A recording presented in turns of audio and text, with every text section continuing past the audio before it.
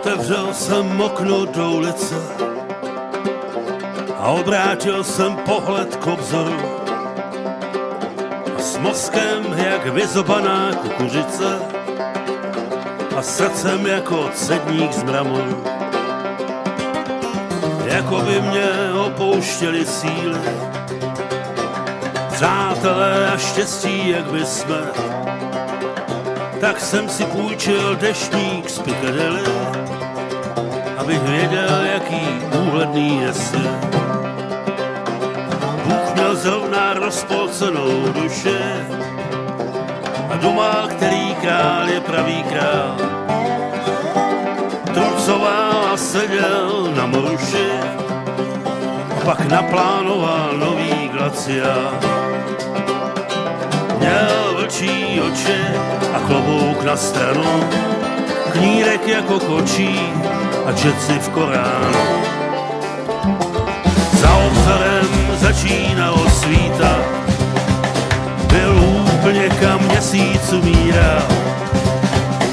Právě tehdy napadl mě citát, že smrt se strojí jako admirál. Políbil jsem sošku tlusté dámy, maličkou jak střevíc pro gejši. Mezi psem a lvem a mezi námi nevím, kdo by mě byl milejší. Bůh měl jasnou tvář a zrovna snídal, smál se, zprávy byly příznivé. Čert mu veze kostru androida a anděl všechno zlato z Ninive. Měl vlčí oči a žízeň jako trám, tušku na obočí a v ruce telegram.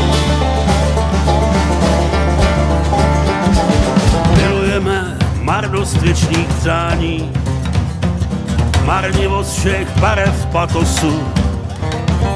Když přišla rána, ty, co přišli za ní, byly už jen šipky z rákosu. Každá vize ladí s antivizí, János byla zvláštní persona. Vím, že jsme si navždycky už cizí, ale naše pouto peklo překoná. Bůh si nechal stráž a zadní vrátka, miloval ten zmatek nad zmatek.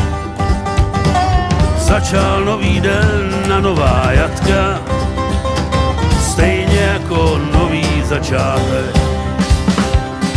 Měl vlčí oči a 7denní plán a mileniál z boči se opřel do varhan.